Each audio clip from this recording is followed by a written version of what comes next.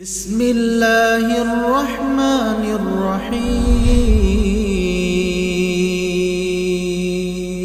الحمد لله رب العالمين والصلاة والسلام على نبينا محمد وعلى آله وصحبه أجمعين وبعد. فعن أنس بن مالك رضي الله عنه قال: سافرت مع رسول الله صلى الله عليه وسلم في رمضان فلم يعب الصائم على المفطر ولا المفطر على الصائم متفق عليه. আনাস বিন মালিক রাদিয়াল্লাহু আনহু বর্ণনা করেন, আমি আল্লাহ রাসূল সাল্লাল্লাহু আলাইহি ওয়াসাল্লামের সাথে রমজান মাসে সফর করলাম। তখন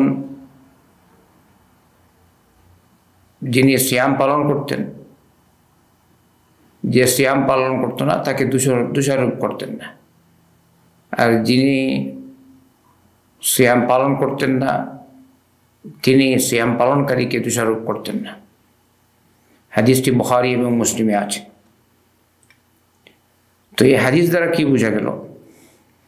মুসাফির অবস্থায় মানুষ সিয়াম পালন করতেও পারে, নাও করতে পারে। এটা আল্লাহর পক্ষ থেকে অনুমোদন দেওয়া হয়েছে। রমজান মাসে ফরজ সিয়াম যদি কেউ না রাখে সফরের অবস্থায়, এতে কোনো অসুবিধা নেই। যদি কেউ রাখে আলহামদুলিল্লাহ, অসুবিধা নেই। মানুষ তার সামর্থ্য অনুযায়ী অথবা সক্ষমতা অনুযায়ী সিয়াম পালন করবে। কেউ যদি দেখে যে সে সিয়াম পালন করতে সক্ষম, তাহলে সিয়াম পালন করবে। যে সক্ষম, মাশাআল্লাহ, ভালো অবস্থান, কোনো অসুবিধা নেই। আর কেউ যদি দেখে যে আমার সিয়াম পালন করতে অসুবিধা হবে বা এরকম একটু দুর্বলতা, সে ভঙ্গ করবে, কোনো বাধা নেই। কিন্তু পরবর্তীতে সে সিয়ামের কাদা আদায় করবে। এটা আল্লাহর দিন যে সহজ দিন, আর দিন ইউসরুন,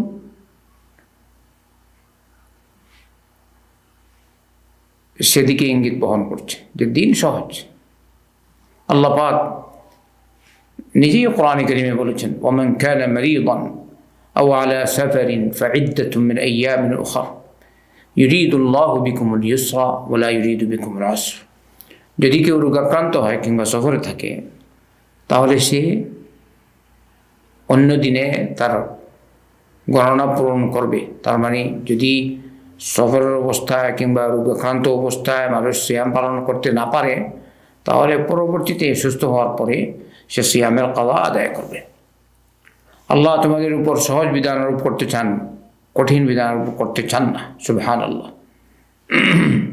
তাই বুঝে গেল ইফতার মানে সিয়াম ভঙ্গ করা, এটা সফরের কারণে। মানুষ যদি সিয়াম ভঙ্গ করে, কোনো বাধা নেই, কষ্ট হোক বা না হোক। বর্তমানে যেমন আমরা সফর করি ভালো ভালো গাড়িতে অথবা বিমানে, আপনার এই ইচ্ছা, আল্লাহ পাক অনুমোদন দিয়েছেন। আপনি যদি সিয়াম রাখেন আলহামদুলিল্লাহ, না রাখলে বাধা নেই।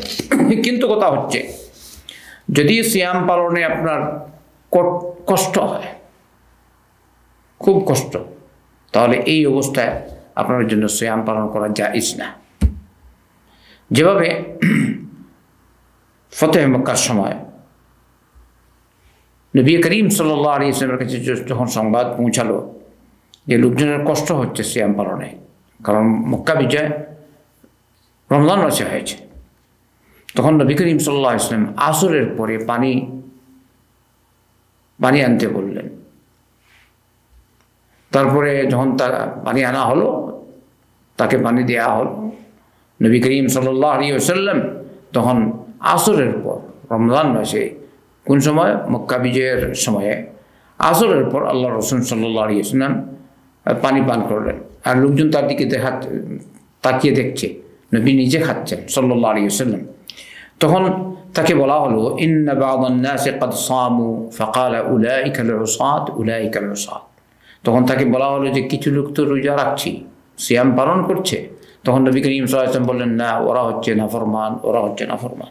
তাই এর দ্বারা বোঝা গেল যে খুব বেশি মুশকিল, কষ্ট বেশি সিয়াম অবস্থায়। তো এই অবস্থায় মানে রমজান মাসে সফর অবস্থায় আপনার কষ্ট হয় সিয়াম পালনে, তাহলে এই অবস্থায় আপনার জন্য সিয়াম পালন করা জায়েজ না। আর যদি হালকা কষ্ট হয়, তেমন কষ্ট না,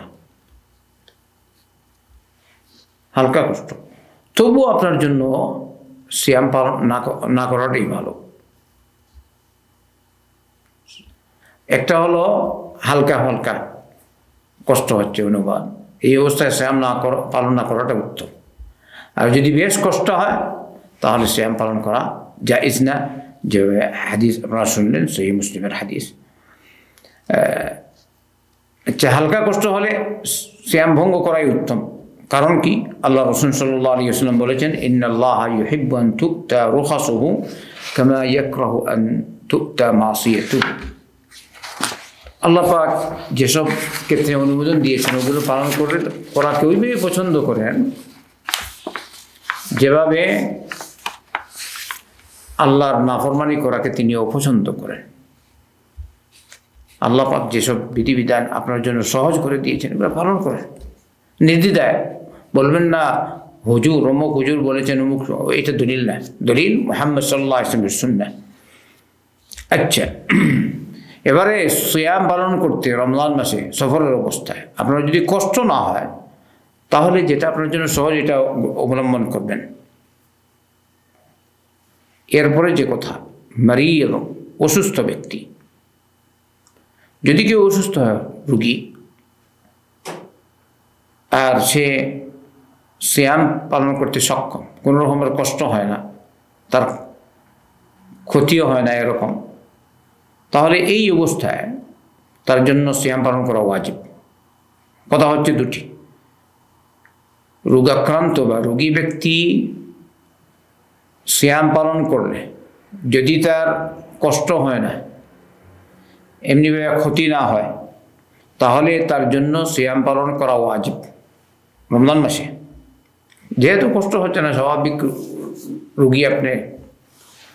আর যদি কষ্ট অনুভব হয় মানে রোগী হিসাবে, তাহলে সিয়াম ভঙ্গ করবেন।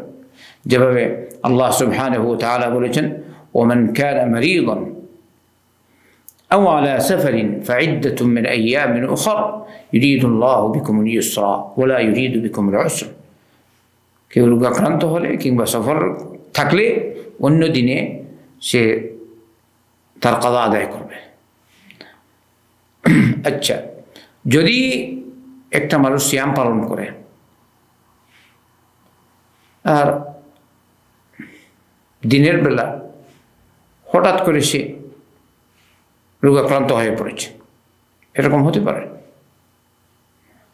আর সে এখন দেখছে যে আমি যদি সিয়াম পালন করাটা কষ্টকর, তাহলে এই অবস্থায় তার জন্য সিয়াম ভঙ্গ করা জায়েজ।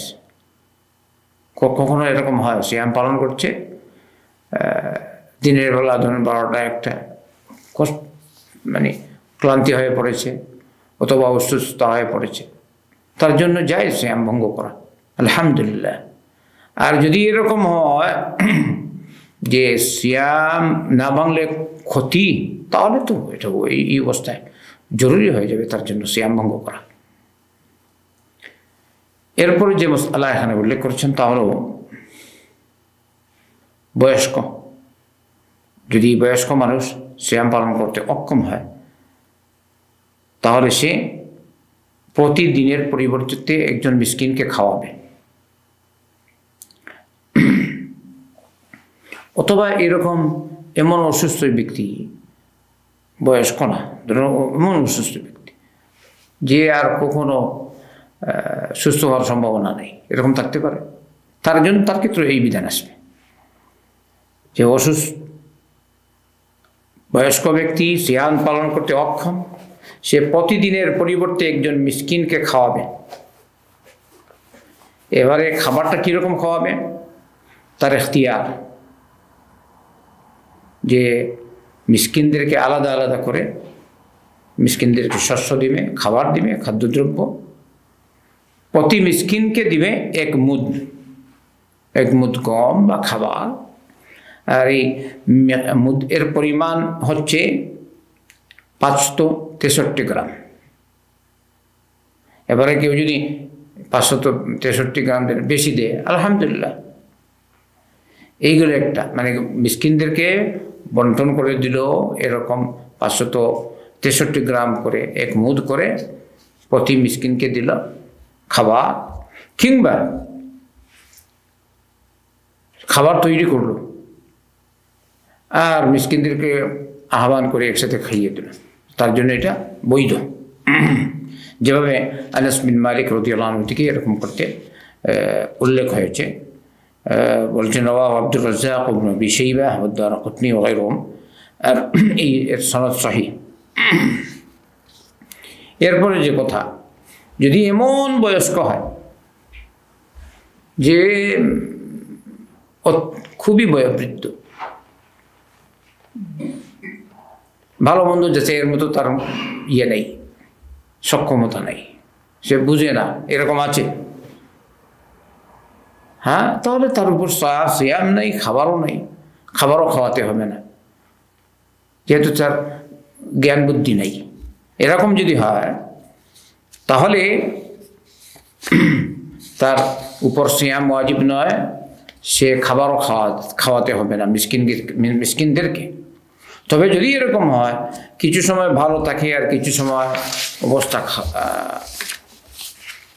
অন্যরকম থাকে, তাহলে যে অবস্থায় সে বুঝতে পারে, ভালো মন্দ যাচাই করতে পারে, এই সময় যদি সিয়াম ভঙ্গ করে তাহলে এই সিয়ামের বদলে সে মিসকিন খাওয়াবে। যদি এরকম কেউ হয়, যেমন কি 5 দিন সে ভালো বুঝতে পারে, সব বুঝটুজ আছে, আরও 5 দিন নেই বা এরকম, তাহলে যখন সে ভালো অবস্থায় থাকবে, মানে ভালো মন্দ যাচাই করতে পারে এরকম, তো যে দিনগুলিতে সে ভালো মন্দ যাচাই করতে পারে ওই দিনগুলির পরিবর্তে সে মিসকিনকে খাওয়াবে। আর যদি না ভালো মন্দ যাচাই করতেই পারে না, যেরকম আছে কিছু মানুষ এগুলো এক বয়স্ক হওয়ার পরে, তাহলে তাদের উপর সিয়ামও নাই আর মিসকিন খাওয়ানো নেই। আল্লাহু আ'লাম, আল্লাহ অধিক জানেন। ওয়াসাল্লাল্লাহু ওয়াসাল্লাম আলা নবিয়িনা মুহাম্মাদিন ওয়া আলা আলিহি ওয়া সাহবিহি আজমাইন।